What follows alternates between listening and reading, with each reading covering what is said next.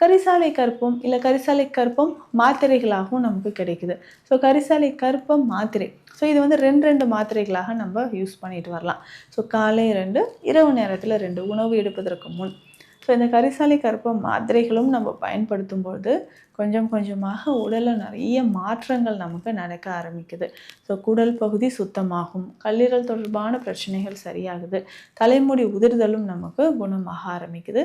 இதில் முக்கியமாக கரிசாலை மடக்கு தைலம் அப்படின்ற ஒரு தைல வகை இருக்குது. ரொம்ப ரொம்ப ஸ்பெஷல் மெடிசன். இது இன்டர்னலாகவும் பயன்படுத்தலாம், உள்ளுக்கும் பயன்படுத்தலாம். தலைமுடி உதிர்தல் பிரச்சனைக்கும் இந்த கரிசாலை மடக்கு தைலம் நமக்கு பயன்படுது.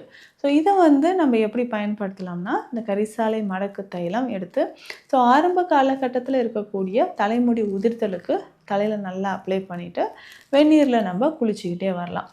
கொஞ்ச நாள் முடி நல்லா ஸ்ட்ராங் ஆன பிறகு இதில் பாதி அளவு தேங்காய் எண்ணெயை கலந்துக்கலாம். ஏன்னா கரிசாலை சாறு எடுத்து தேங்காய் எண்ணெயில் காய்ச்சி எடுத்து மீண்டும் சாறு விட்டு காய்ச்சி எடுப்பாங்க. 3 முறையோ 5 முறையோ திரும்ப திரும்ப இந்த சாறு விட்டு காய்ச்சி எடுக்கக்கூடிய தைலம் கரிசாலை மடக்கு தைலம் அப்படின்னு சொல்கிறோம். இதை பயன்படுத்தும் பொழுது நரைமுடி நமக்கு கருப்பாக மாற ஆரம்பிக்கும். குறிப்பிட்ட வயது ஒரு 30 வயதிற்குள்ளே இருக்கிறாங்கன்னா கட்டாயமாக அந்த கலர் வந்து திரும்பவும் நார்மலாக பிளாக் கலருக்கு வர ஆரம்பிக்கும்.